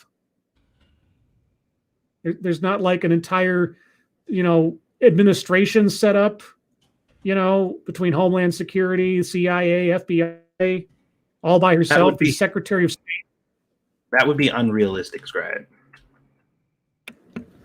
Good Lord. The novel comes out October 12th and will be jointly released by Clinton's publisher, Simon & Schuster, and Penny's St. Martin's Press. Quote, writing a thriller with Louise is a dream come true. With Louise or just having your name attached? Are you writing anything? How much of this is actually you, I wonder? Is this just like it would be ghost written, except nobody would believe Hillary Clinton could write a novel? I guess the more important question is that your implicit bias against women talking, or? No, just my implicit bias against Hillary Rodham Clinton. An individual who happens to be a woman. Oh my God! You read to the back of the book. You're a piece of shit. I know. Penny, an award-winning author from Canada. Mm-hmm. Oh my God! She couldn't even hire a local. She went to Canada. Outsourcing. Can you imagine a more like ego-stroking puff piece for oneself? I wonder who the novice Secretary of State is supposed to be an analog of. I can only imagine. That's like talk about Mary Sue. You don't talk about a Mary Sue, but also I forget what it's called. There's a term for when there's a Tuckerism. I think it's called a Tuckerism, where you like basically insert yourself into a story or some variant of you. Anyway, moving on. What's this one? Oh, that's a cartoon somebody sent. Okay. Did I already do one from? I thought I did. 1 second. Let me make sure I didn't mess something up here. No, I didn't. Okay. This one comes from senior staff reporter and chief Florida correspondent Colleen Bernier. Facebook warns widow, 81, that's her age, her knitted pig posts are hate speech. An 81-year-old widow was threatened by Facebook with a permanent ban from the site after her posts about knitted, quote-unquote, white pigs fell foul of hate speech rules. Okay. Miss Rita Rich Cahey, a self-avowed porcophile, had set up a Facebook page devoted to her knitted woolen pigs after the death of her husband last year. And I'll put the link in the description in the chat for you guys to see of the actual, just like they're pigs, they're just knitted, and they're little knitted pig dolls. Okay. After the death of her husband last year. However, the retired teacher from Shropshire drew the ire of Facebook after commenting white pigs on her picture about rabbits and captioning a photo of one of her creations with high-vis pigs. Facebook deleted her 2 posts and threatened to permanently ban her from the site for hate speech. What? I'm confused. They're made out of white or whitish cotton or thread or whatever. Okay. Miss Rich Mulcahy said, quote, Facebook obviously uses a bot to troll around Facebook, and I had made 2 comments totally innocent, which the bot saw as hate speech. Hey, you know what? If that's really her writing, an 81-year-old is pretty well-versed in bot stuff. That's kind of impressive. Quote, everyone on the knitting page and my page knows I am a porcophile. It may seem a small thing to most people, but to someone who has never had an overdue library book, being charged with using hate speech was frightening, she added. Facebook has since restored the two posts and apologized for their overzealous actions, commenting, quote, "It was a mistake," unquote. Yeah, they are pigs made with white thread. She called them white pigs. I mean, I guess on one side you could say, well, Facebook seems to be playing fair, but at the same time, yeah, if you got a bot going out there, it's like, come on. Anyway, so there you go. At least they fixed it, but every time we hear one of these stories, whether it's YouTube or Facebook or something, it's always some mechanical thing bringing down hell on somebody for nothing. Anyway, let's see. We'll do one or two more here, and then we'll. Oh, that's from yesterday. Did we do that one? Yeah, we did. Okay. So let me scroll back up and see if anything else popped up. Nope. Okay. Let's see. I'll do this one from Massive Dynamics, and then we will move on. If it'll come up. Woman refuses to shave mustache, and I get an ad in my face. Okay, let's try that again.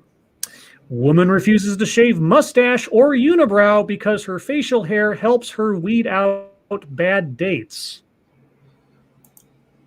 I don't think it's as precisioned as you think it might be. Yeah, you might be using a hammer where a scalpel will do.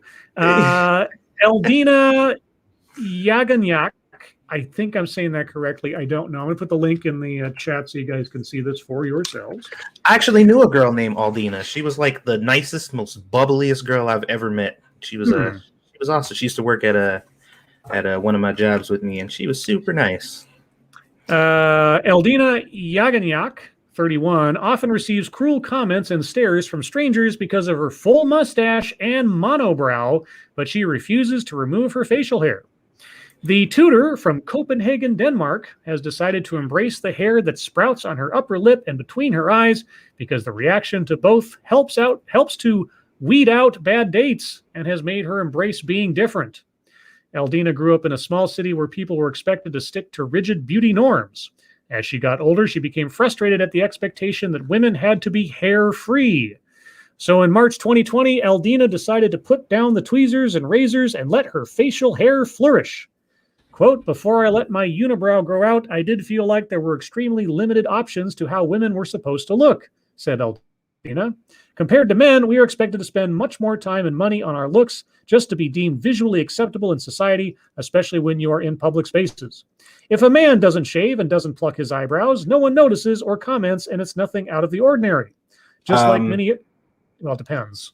I'm about to say, I guarantee if you see a dude with a unibrow walking around, people are going to be like, that's weird, bro.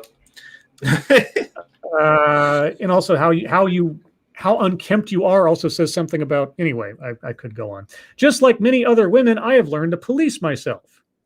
Okay.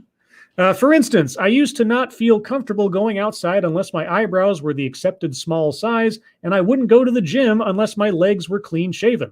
Now I've chosen to focus on the tasks and goals that I need to have done and less on how I appear while doing them and whether people like me or not, because I probably won't ever see them again. And if I do, I still don't care."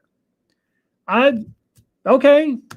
I didn't care in the first place, but apparently this is a thing. Accepting her facial hair has upped Eldina's confidence, and she's not at all bothered by what people think of her appearance. That's despite her sometimes receiving rude comments and stares from strangers. "I don't care what people think," she said. "It's a personal choice for everyone to make themselves, and I wish that people wouldn't care no matter how a woman chooses to look." Well, then, that's perfectly fine. And if someone doesn't find you attractive as a result, that's their prerogative too.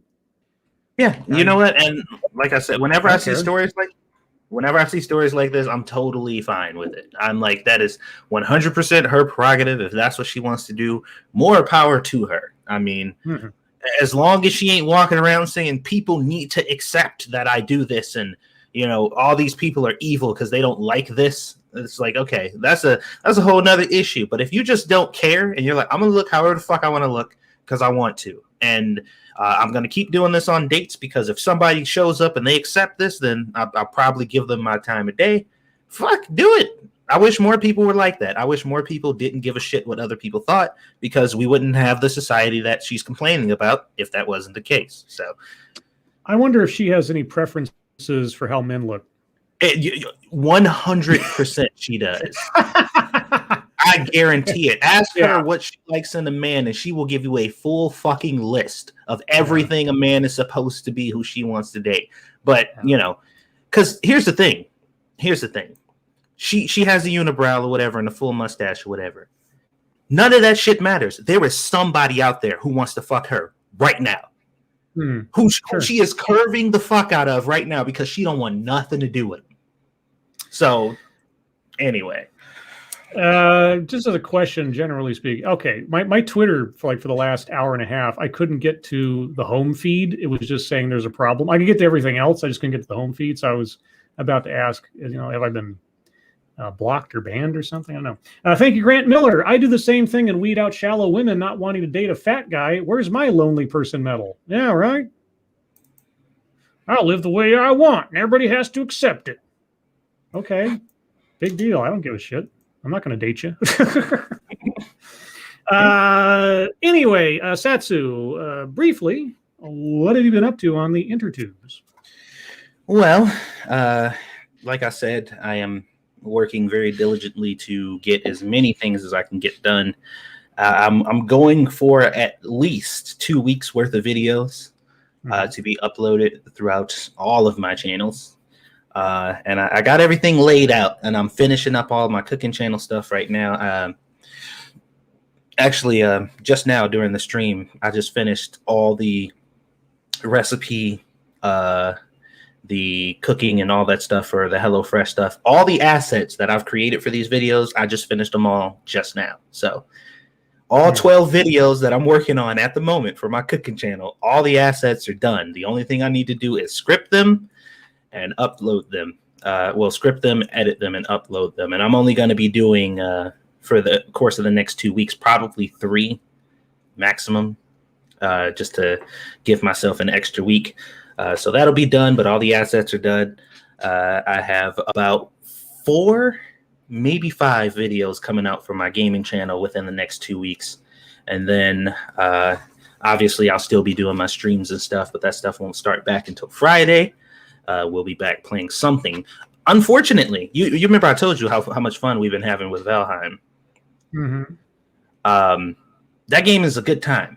And they have been plagued with success lately because they have now sold over 3 million copies of this game. It is selling like fucking crazy. Nice. But their servers can't handle it. So they have been going ape shit lately, like to the point to where we can't even play. Like most of the time we log in, we get on, we get ready to do stuff. We literally can't do anything because the servers are just so messed up. So, we had to literally stop playing that and go play something else, which kind of sucked. But the game is still fun. It's still worth getting if you want to support it or whatever. I mean, it's not like they need all that much more outside of this, but I vouch for it. I think it's a really good game, and having far too many people playing your brand new game is not a bad thing. But they'll have to do some catch up. Only if they can play it. Well, yeah, they'll have to do some catch up on their servers and stuff. So it is what it is. But the game is a good time. So there's that. And I got some more stuff coming out about that to substitute for those videos. I've actually been thinking about doing. Oh, I know you said briefly. I'm sorry. I've been thinking about doing more like just talking pieces about stuff that I like and whatever. Like kind of like the videos I used to do on my main channel, but more just talking, about shit, because I kind of miss doing those. So be on the lookout for those in the future too. Other than that, anything else that comes up, I'm sure you guys will find out in the next couple days or so. Alrighty. Well, guys, with that, we're going to move on to question time. So if you have questions, comments, concerns, complaints, conspiracy theories, put them into the chat now. If you have questions for us directly, please put plenty of chat marks after those. If you have statements for us to consider, please put plenty of statement marks after those. If you have no idea what I'm talking about, ask your friendly neighborhood chat partner and they will explain it to you. Or you can use context clues and figure it out for yourself. Let's see. Pudak, Bobby Schmurda The About a Week Ago rapper is finally free. Are you excited to hear his next that will turn into a massive meme while he's sent back to prison? I don't know who that is or what that's about. I know who that is, but I don't care. Yeah, I have no context for what that is or what's going on there. So, yeah. Mr. Yes, Lawton, so to shop at in the mall. Are you asking if we have our own store in the mall or what store we like to shop at in the mall? I'll assume the latter. Shit, when's the last time I've been to a mall? I was about to say, like, I can't remember the last time I went to quote unquote the mall.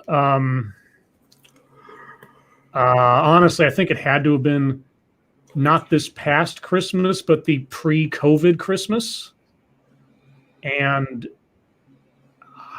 I don't even know if there's a store that I like target. No pun intended. When I go to the mall, I don't have any recommendations. I'm sorry. I mean, usually for me, it's probably electronic stores, FYI or FYE, yeah, and GameStop and stuff like that or whatever. I like going to the what is it, Auntie Anne's, the pretzel, whatever, because those fucking pretzels. Spencer's is always fun to look around in because they always got some weird shit in there. I mean, I used to go to the bookstores back when there were actually bookstores in malls, like Borders or B. Dalton, that kind of stuff. But that was years and years and years and years ago. So, let's see. Understatement. Satsu 2 cents. You said you wanted to hit me up about something. What was it? Is that understatement? Yes. Oh yeah. Well, I might not have to anymore, but I was talking about the moving thing because you kept telling me to hit you up if I needed some help about the moving, and I always forgot to do exactly that. So, but I might not need to. So, yeah, I'll let you know. Check your logic. Did anyone else think this was a Mr. Nightmare video from seeing the font and black background? Oh, is that? I just had to find a font that as closely as possible matched the Garbage Pail Kids font, because that's, as far as I can tell, the font used in those cards isn't actually a font you can find, or at least not easily. So I found a close approximation. I just looked for drippy fonts or something, and this was one that looked passingly close to it. So if he uses that font, it was unintentional. Mr. Yes, Satsu, how is Squeetus, and did she do anything new today? She's fine, and I don't know. She ate a quesadilla today. Was that her first quesadilla? Well, her first like because I made it like we make ours, you know. Mm-hmm. Because usually I'll just put a little bit of meat and cheese just in there, and she'll enjoy that. But I hooked her up. I gave it a hookup. She was smashing today, and yeah, she I don't know. She does something relatively new each day. Like I said, she's talking a little more. And when you say I love you, she says I love you too. Although it sounds like too. That's how it comes out, and it's super cute and adorable. And she only says that when you say I love you. So that's when I'm deciding that it is. Nothing for you here. Come on, man. How can get things around the bend and make the thing when black people can't get online, or the thing? Y'all saw that video, right? Of that dude. Like, it's hard to explain it without triggering somebody. Be like, that's racist. But he was like prancing around his living room like a monkey. When over the Biden talking about the fact that black people can't figure out like it was his first time ever seeing a computer, and he was like poking at it and shit. I'm like, oh my god. Yeah, I have no reference for that. What did Biden say? Well, he was basically saying that black and Latino people just can't understand the concept behind going online and figuring out how to. I think he was talking about vaccines or something like that. What? It was weird. It was a jumble. Like you couldn't really fully make out exactly what he was trying to say, but it was just because Biden can't. Oh my God, this guy is. But I swear I shared the video. I got it. It's somewhere. Hold on. It's probably somewhere. I just missed it. Let's see. Ebony Williams, thoughts on the slang of today's youth? I don't know, but I know the slang of today's youth. I get bits and pieces from Twitter that I sometimes adopt, but I don't know if I might be like 5 years behind it all. It is just as stupid as the slang from our youth. Hey, the slang from my youth, you don't even understand. It was dumb then, it's dumb now, and it's just stuff that you just say, not even thinking about it, because everybody around you saying it. And even then, I was just like, it didn't take long for it to become cringy for me, just like, whatever. I just like I like saying don't be jelly. I'm peanut butter and jealous. Original Shroom, did you know that both LinkedIn and Coca-Cola dropped Robin DiAngelo race class in the past 24 hours? Golly gee whiz, I wonder why they would do that, and I wonder why they wouldn't have done that if there hadn't been any pushback. I mean, and you know what?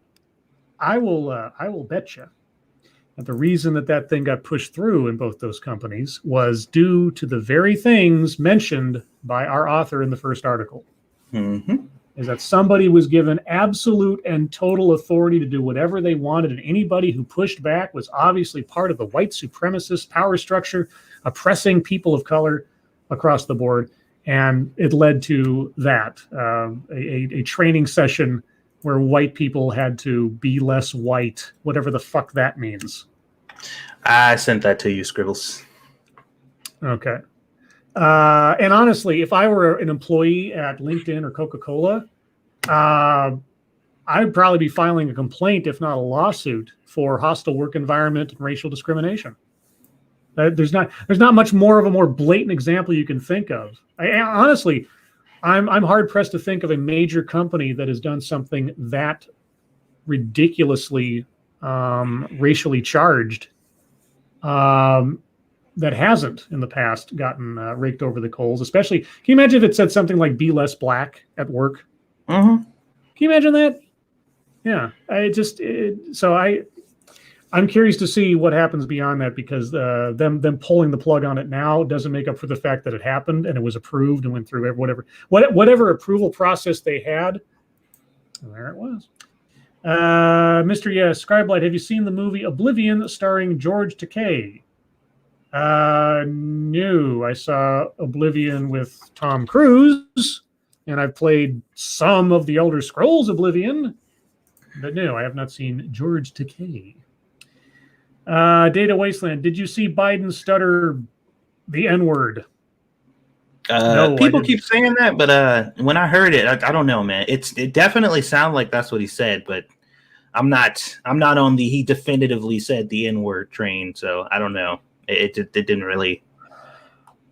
I think what he ended up mumbling out definitely sounded like it, but I'm not gonna be like, yeah, he 100% just said it on TV, because I don't think that was the intent.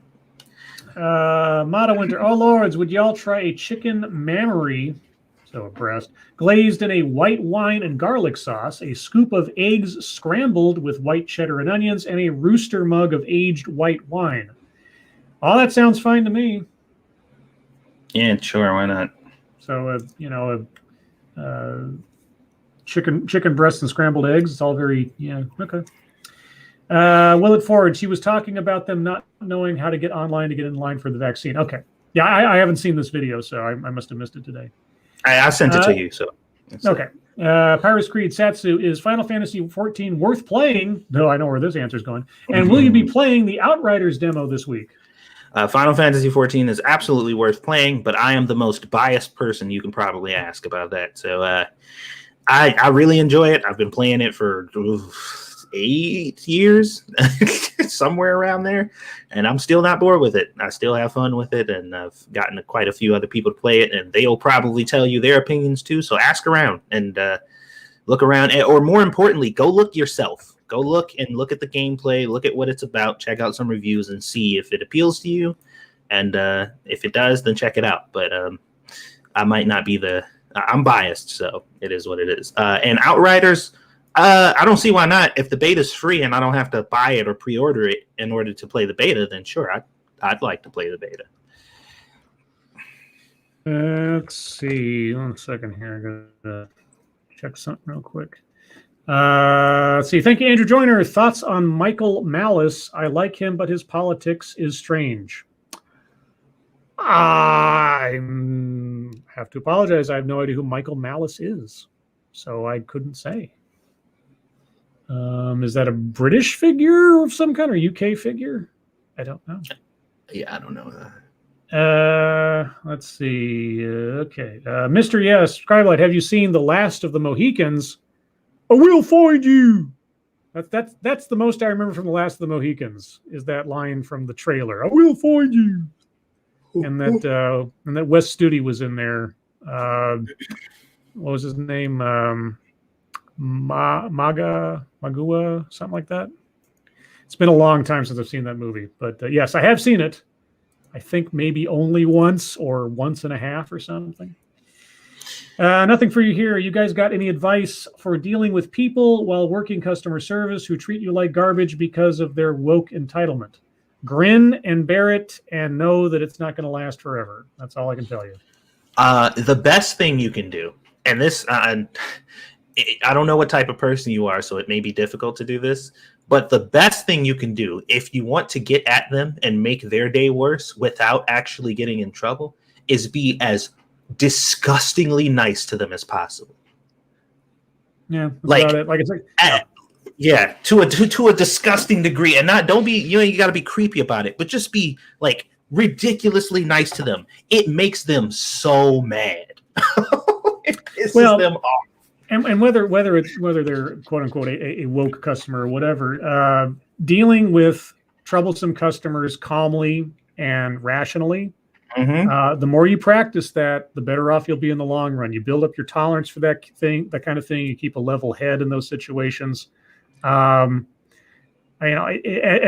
difficult as it is, look at those situations as opportunities to test your mettle and still maintain a professional exterior. That's the most productive way to look at it, regardless of what's fueling their attitude. Oh yeah, you can do. I used to do that all the time, man. It used to be so funny because the trick is not to be sarcastic or not to sound like you're fucking around, but no, just be genuinely nice to them. Yeah, and professional. Yeah, and it pisses them off. It makes them really upset. I don't know why, but it works every time. Let's see. Motto Winter. Oh, Lords, would you rather have a sentient polar bear skin blanket or a pair of lobster slippers with armor plating and extendable claws? I'll take the slippers. Because the polar bear skin blanket isn't going anywhere, and at least the slippers I can wear and use as weapons. What are you, a Puerto Rican mom? Wow. Wow, Satsu. I'm reporting you to HR. Look. Oh, my God. If you want to understand the full prowess that a Puerto Rican mom has with slippers, then you need to talk to one because they will gladly tell you. Puerto Rico. Look, she gonna be like, you want to see how strong I am with these? Here, run 10 feet in that direction. I was just thinking about using them when I was kicking at people.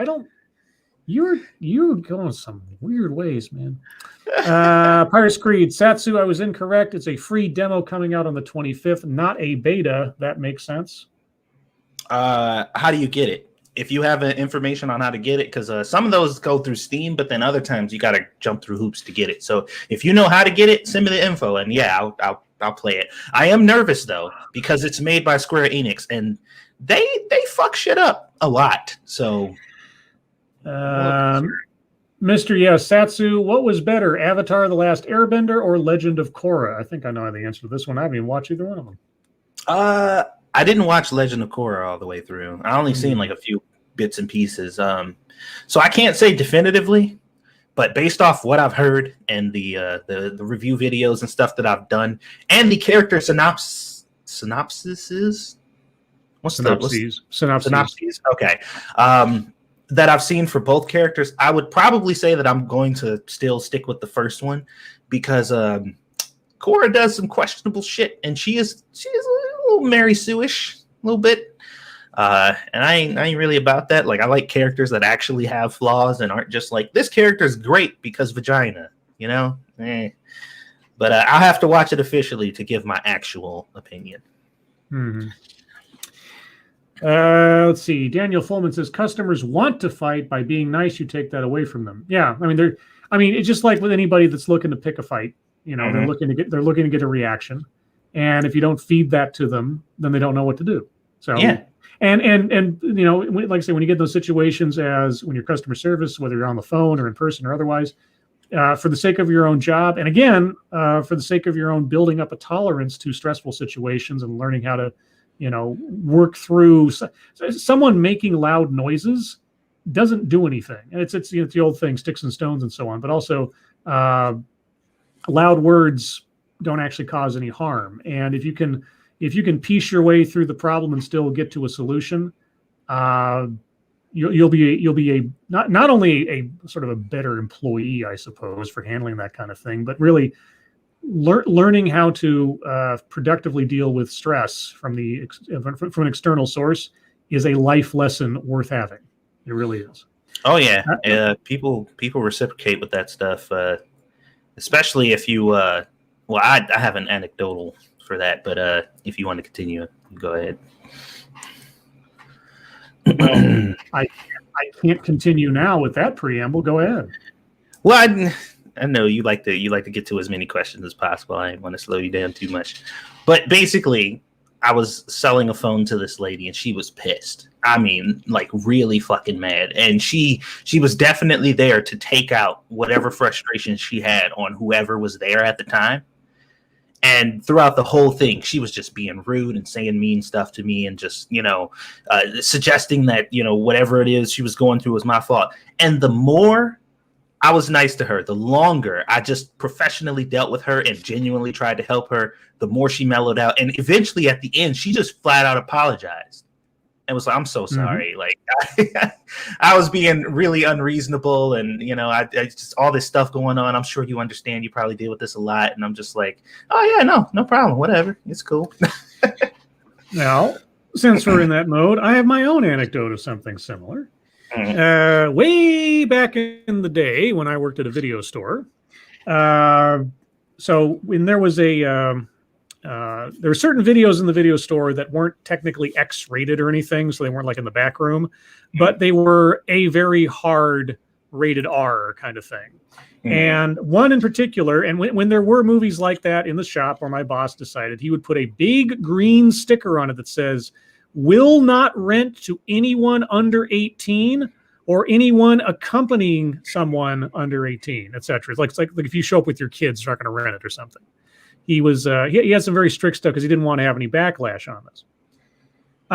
So one day, I'm there doing my video store clerking thing, and this customer marches in, and this is a guy who I was familiar with. He'd been in the store lots of times, and he's a short little guy, and his face was just absolutely beet red. And he marches up to the counter, and he slams this tape on the table, and it is a copy of I Spit on Your Grave.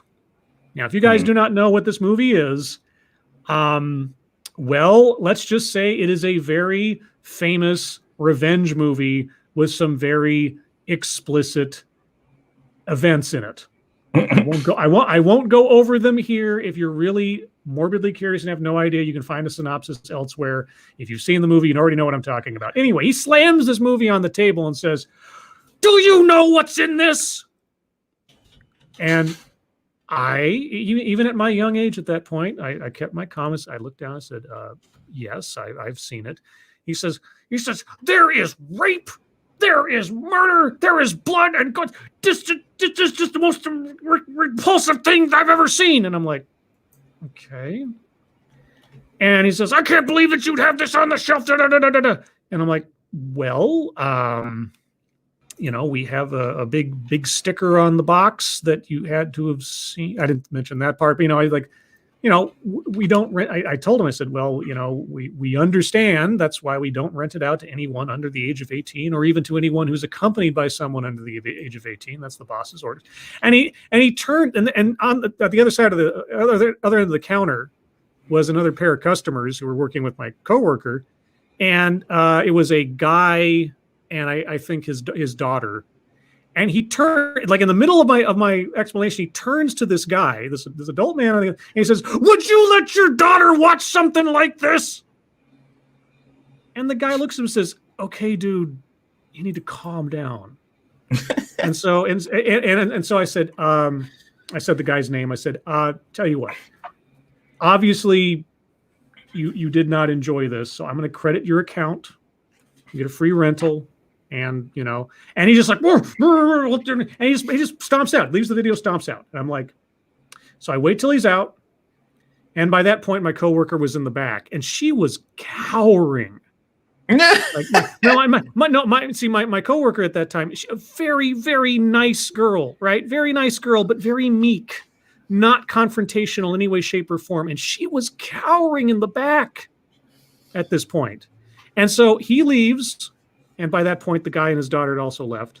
The place was empty. So I turn around, calmly walk back into the back room, look at her, she's like, her eyes are just big as saucers. And I just start laughing my ass off. That's the most ridiculous thing. And then I never broke my cool. And then 20 minutes later, that guy comes back in the store, and he was as ashamed a person you could imagine. He was so embarrassed. His voice had gone down about 17 decibels, and he was, I'm so sorry. I've had a very bad day, and I don't know.